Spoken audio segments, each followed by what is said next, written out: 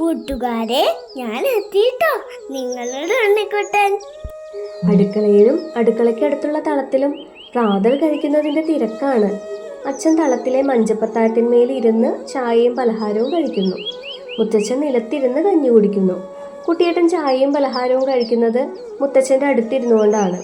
മുത്തച്ഛന് രാവിലെ ചായയും പലഹാരവും കഴിക്കുന്നത് ഇഷ്ടമല്ല, കഞ്ഞിയാണ് ഇഷ്ടം. മുത്തച്ഛന് കഞ്ഞി കഴിക്കാൻ കുപ്പിക്കിണ്ണമുണ്ട്. ഏകാദശി ദിവസം മാത്രം മുത്തശ്ശിക്ക് ചാമക്കഞ്ഞി കുടിക്കുന്നത് മുത്തച്ഛൻ്റെ കുപ്പിക്കിണ്ണത്തിലാണ്. മറ്റു ദിവസങ്ങളിലെല്ലാം മുത്തച്ഛൻ്റെ കഞ്ഞികുടി കഴിഞ്ഞാൽ കുപ്പിക്കിണ്ണം കഴുകി മഞ്ചപ്പത്തായത്തിൻ്റെ ചുവട്ടിൽ കമിഴ്ത്തി വയ്ക്കും. ഉണ്ണിക്കുട്ടൻ മുത്തച്ഛൻ്റെ അടുത്ത് വന്നു നിന്നു. മുത്തച്ഛൻ ചോദിച്ചു, ഒരു കഷ്ണം ചക്കക്കൊണ്ടാട്ടം വേണോ? വേണ്ട, പപ്പടം മതി. മുത്തച്ഛൻ ഒരു പൊട്ടു പപ്പടം കൊടുത്തത് തിന്നുകൊണ്ട് അവൻ അടുക്കളയിലേക്ക് ചെന്നു. അടുക്കളയിൽ മുത്തശ്ശി ചായയും പലഹാരവും കഴിച്ചുകൊണ്ടിരിക്കുകയാണ്. അമ്മിണി ഒരു വാഴയിണ കൊണ്ട് ചുമരിൽ തല്ലി ശബ്ദമുണ്ടാക്കുന്നു. വാഴയിണയുടെ അറ്റത്ത് ലേശം ഇലയുണ്ട്. അത് ചീന്തിയെടുക്കണമെന്ന് ഉണ്ണിക്കുട്ടന് തോന്നി. എങ്ങനെ ചീന്തിയെടുക്കാനാണ്? വാഴയിണ അമ്മിണി തന്നിട്ട് വേണ്ടേ? വാഴയിണ കിട്ടാത്തതുകൊണ്ടുള്ള ഈർഷ്യയോടെ പലകയിട്ടിരുന്നു. ഉണ്ണിക്കുട്ടൻ്റെ കുഞ്ഞി പലക ആശാരി വെയിലും ഉണ്ടാക്കി കൊടുത്തതാണ്.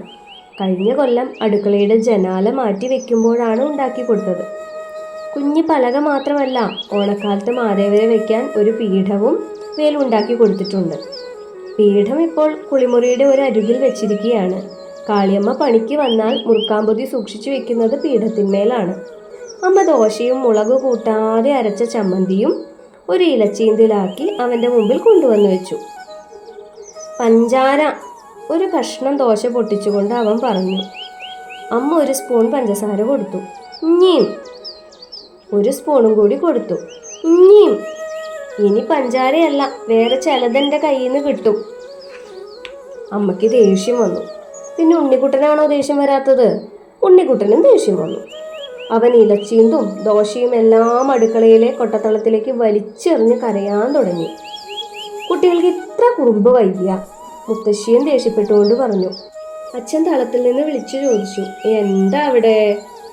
ഉണ്ണിക്കുട്ടൻ കരയുന്നതിനിടയിൽ നിർത്തിക്കൊണ്ട് പറഞ്ഞു, ഈ അമ്മ പഞ്ചാര തരണില്ല. ഇവിടെ വാ, അച്ഛൻ തരാം. അവൻ അച്ഛൻ്റെ അടുത്തേക്ക് ഓടിപ്പോയി. ഓടിപ്പോകുന്നതിനിടയിൽ മുത്തച്ഛൻ്റെ എച്ചിൽ കിണ്ണത്തിൽ തടഞ്ഞു വീണു. കരച്ചിൽ അധികമാകാൻ അതും ഒരു കാരണമായി. അച്ഛൻ അവനെ വന്നെടുത്തു. തോട്ടുമുണ്ടുകൊണ്ട് മുഖം തുടച്ച് മഞ്ചപ്പുറത്ത് വെച്ചു. അമ്മ വീണ്ടും ഇലച്ചീന്തിൽ ദോശയും പഞ്ചസാരയും കൊണ്ടുവന്ന് മഞ്ചപ്പുറത്ത് വെച്ചു. അച്ഛൻ പറഞ്ഞു, പഞ്ചസാര പോരെ? മിടുക്കൻ, ഇഷ്ടം പോലെ തിന്നു. പഞ്ചസാര ആദ്യം കൊടുത്തത്ര തന്നെ ഉണ്ടായിരുന്നില്ലെങ്കിലും അവന് തൃപ്തിയായി. അച്ഛൻ അവൻ ദോശ തിന്നുന്നത് നോക്കിയിരുന്നു. ദോശ തിന്നു കഴിഞ്ഞപ്പോൾ അമ്മ കൊണ്ടുവന്നു കൊടുത്ത പാലും കുടിച്ചു. പാല് കുടിച്ച് ഗ്ലാസ് താഴെ വെച്ചപ്പോൾ ഒരു ഏമ്പക്കം ഇട്ടു. തേട്ടി, അച്ഛൻ പറഞ്ഞു. അച്ഛൻ അവനെ എഴുന്നേൽപ്പിച്ചു നിർത്തി. അവൻ അച്ഛൻ്റെ കഴുത്തിൽ കൈകൾ ചുറ്റിക്കൊണ്ട് നിന്നു. അച്ഛൻ ചോദിച്ചു, കുട്ടിക്ക് ആരെ അധികം ഇഷ്ടം, അച്ഛനെയോ അമ്മയെയോ? അച്ഛനെ. അത് കേട്ട് അമ്മ അടുക്കളയിൽ നിന്ന് പറഞ്ഞു, അതെ അതെ, എന്നാ നീ എല്ലാത്തിനും അച്ഛൻ തന്നെ മതി, പോരെ മോനെ? അച്ഛൻ അവനെ ഉമ്മ വെച്ചുകൊണ്ട് ചോദിച്ചു.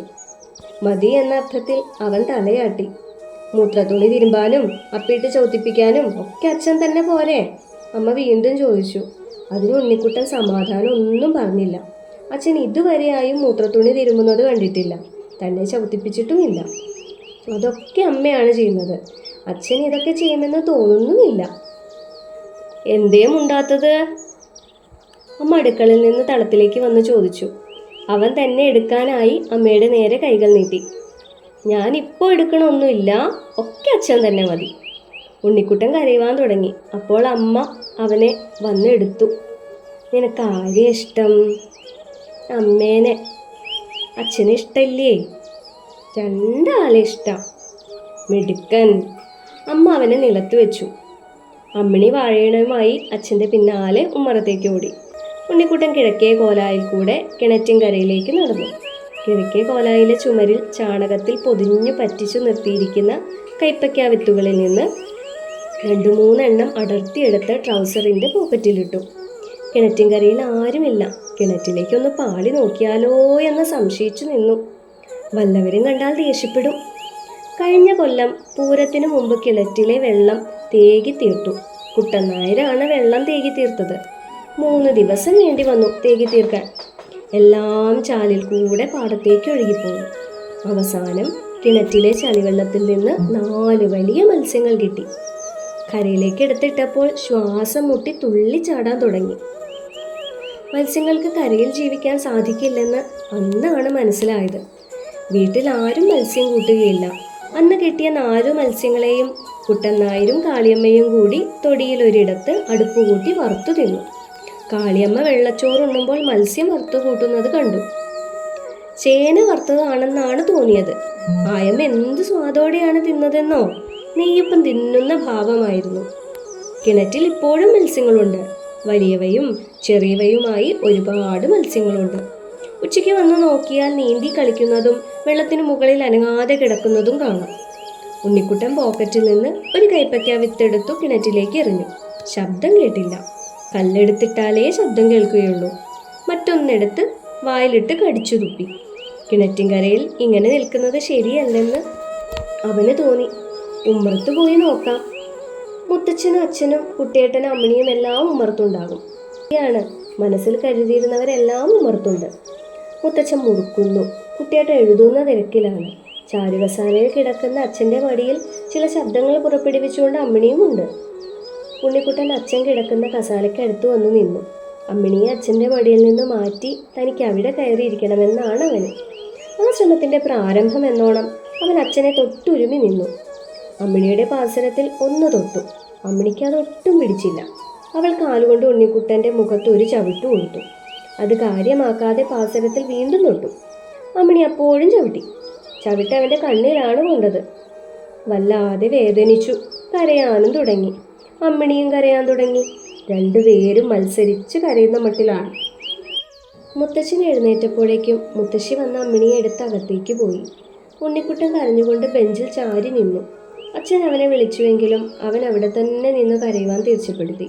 ഇനി വേണമെങ്കിൽ അച്ഛൻ കസാലയിൽ നിന്ന് എഴുന്നേറ്റ് വന്ന് എടുക്കട്ടെ. കരഞ്ഞുകൊണ്ട് നിൽക്കുന്ന നിൽപ്പിൽ നിന്ന് അനങ്ങുകയില്ല. തനിക്കും വാശിയുണ്ട്. മുത്തശ്ശൻ ചിരിച്ചുകൊണ്ട് പറഞ്ഞു, കുറുമ്പൻ എന്ന് വെച്ചാൽ കുറുമ്പനാണ്. മുത്തച്ഛൻ്റെ മടിയിൽ കയറിയിരിക്കണോ? അവൻ അതൊന്നും കേൾക്കാതെ കരയുക തന്നെയാണ്. കരഞ്ഞു മതിയായാൽ അച്ഛനോട് പറയണം ട്ടോ, അച്ഛനും പറഞ്ഞു. അവൻ അങ്ങനെ കരഞ്ഞുകൊണ്ടിരിക്കുമ്പോൾ ആട്ടിൻകുട്ടി മുറ്റത്തേക്ക് ഓടിച്ചാടിക്കൊണ്ടുവന്നു. കുട്ടൻ നായർ ആട്ടിൻകൂട് തുറന്നു വിട്ടതായിരിക്കണം. കരച്ചിൽ മതിയാക്കി ഉണ്ണിക്കുട്ടൻ ഉമ്മറക്കോരായിൽ വന്നു നിന്നു.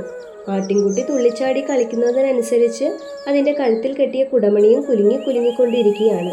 എന്ത് കൗതുകമാണ് കാണാൻ! അവൻ്റെ ഹൃദയം തുള്ളി കളിക്കുകയാണ്. കഴിഞ്ഞ ആഴ്ചയിലാണ് തള്ളയാട് ഈ ആട്ടിൻകുട്ടിയെ പ്രസവിച്ചത്.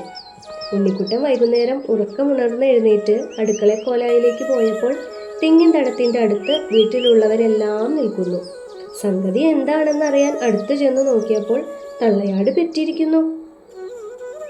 കുട്ടിയെ നക്കി തുടക്കുകയാണ്. കുട്ടിയെ കാണാൻ എന്ത് ഭംഗിയാണ്! കണ്ടിട്ടും മതിയാവുന്നില്ല. അന്ന് വൈകുന്നേരം ചായയും കുടിക്കണമെന്നോ കുട്ടനായരുടെ കൂടെ പഠിക്കൽ പോയി നിന്ന് ബസ്സുകൾ പോകുന്നത് നോക്കിക്കാണണമെന്നോ തോന്നിയില്ല. എത്ര നേരമാണ് തള്ളയാട് കുട്ടിയെ നക്കിത്തുടിച്ചതെന്നോ? കുറേ നേരം നക്കിത്തുടിച്ച ശേഷമാണ് ആട്ടിൻകുട്ടിക്ക് കഷ്ടിച്ചെഴുന്നേൽക്കാറായത്. ഇപ്പോഴിതാ ആട്ടിൻകുട്ടി ഓടിച്ചാടി കളിക്കുന്നു. ആട്ടിൻകുട്ടിയെ കെട്ടിപ്പിടിച്ച് കിടക്കണമെന്നുണ്ട്. പക്ഷേ ഈ ആട്ടിൻകുട്ടി ഒരിടത്തും ഒതുങ്ങിക്കിടക്കിയില്ല. എപ്പോഴും തുള്ളിച്ചാട്ടം തന്നെയാണ്. കുട്ടനായർ ഇടയ്ക്കിടയ്ക്ക് ആട്ടിൻകുട്ടിയെ മടിയിൽ വെച്ച് തരും. അപ്പോൾ അതിൻ്റെ ദേഹത്തെ തലോടുകയും ഉമ്മ വയ്ക്കുകയും ചെയ്യും. ആട്ടിൻകുട്ടിയുടെ ദേഹത്തിലെ രോമത്തിന് നല്ല മിനുസമുണ്ട്. ആട്ടിൻകുട്ടിയുടെ തുള്ളിച്ചാട്ടം കണ്ടുകൊണ്ട് അങ്ങനെ നിൽക്കുമ്പോൾ പടിക്കൽ പേപ്പർകാരൻ പയ്യൻ സൈക്കിളിൽ വന്നിറങ്ങി ബെല്ലടിച്ചു. സാധാരണ പേപ്പർകാരൻ പയ്യനെ കണ്ടാൽ ഉണ്ണിക്കുട്ടൻ പടിക്കലേക്ക് ഓടിപ്പോയി പേപ്പർ വാങ്ങിക്കൊണ്ട് വരികയാണ് പതിവ്. ഇന്നവന് പടിക്കലേക്ക് ഓടിപ്പോകാൻ തോന്നുന്നില്ല. പടിക്കൽ പോയി പേപ്പർ വാങ്ങിക്കൊണ്ട് വരുന്നതിനേക്കാൾ നല്ലത് ആട്ടിൻകുട്ടിയുടെ കളികൾ കണ്ടുകൊണ്ട് നിൽക്കുന്നതാണ്.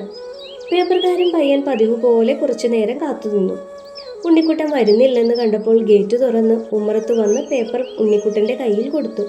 അവനത് വാങ്ങി ഓടിക്കൊണ്ടുപോയി അച്ഛന് കൊടുത്തു. വീണ്ടും മുറ്റത്തേക്ക് തന്നെ വന്നു. പേപ്പർ വാങ്ങുമ്പോൾ നീ കരച്ചിൽ മാറ്റിയോ എന്ന് അച്ഛൻ ചോദിച്ചതൊന്നും അവൻ ശ്രദ്ധിച്ചില്ല. മുറ്റത്ത് ആട്ടിൻകുട്ടി തുള്ളിച്ചാടി കളിക്കുമ്പോഴാണോ ഇങ്ങനത്തെ ചോദ്യങ്ങളെല്ലാം? മുത്തശ്ശി അമ്മിണിയെ എടുത്തുകൊണ്ട് മുറ്റത്ത് വന്നു നിന്നു. അമ്മിണിയുടെ കയ്യിൽ അപ്പോഴും ആ വാഴേണയുണ്ട്. അതവൾ എവിടെയെങ്കിലും കളഞ്ഞിട്ടുണ്ടാവുമെന്നാണ് ഉണ്ണിക്കുട്ടൻ വിചാരിച്ചിരുന്നത്. ഉണ്ണിക്കുട്ടൻ സന്തോഷത്തോടെ പറഞ്ഞു, അമ്മിണിയെ കണ്ടോ ആട്ടിൻകുട്ടി? അമ്മിണി ചിരിച്ചു. മുത്തശ്ശി അമ്മിണിയെ മുറ്റത്ത് വെച്ചു. ഉണ്ണിക്കുട്ടൻ അവളുടെ അടുത്ത് വന്ന് അവളെ എടുക്കാൻ ശ്രമിച്ചപ്പോൾ മുത്തശ്ശി പറഞ്ഞു, വേണ്ട, അവൾ വീഴും. എന്നാ അവളോട് എനിക്കൊരു ഉമ്മ തരാൻ പറയൂ. മുത്തശ്ശി പറഞ്ഞു, അമ്മിണിക്കുട്ടി, ഉണ്ണിയേട്ടനൊരു ഉമ്മ കൊടുത്താ. അമ്മിണി ഉണ്ണിക്കുട്ടൻ്റെ വയറ്റത്ത് ഒരു ഉമ്മ വെച്ചു. ഉണ്ണിക്കുട്ടന് സന്തോഷമായി. അവൻ അമ്മിണിയുടെ കൈ പിടിച്ചുകൊണ്ട് മുറ്റത്ത് മെല്ലെ മെല്ലെ നടന്നു. ആട്ടിൻകുട്ടിയെ അമ്മിണിയെ കൊണ്ട് ഒന്ന് തൊടുവിക്കണമെന്നുണ്ട്. എന്ത് ചെയ്യാനാ? ആട്ടിൻകുട്ടി അടുത്തേക്കൊന്നും വരുന്നില്ല.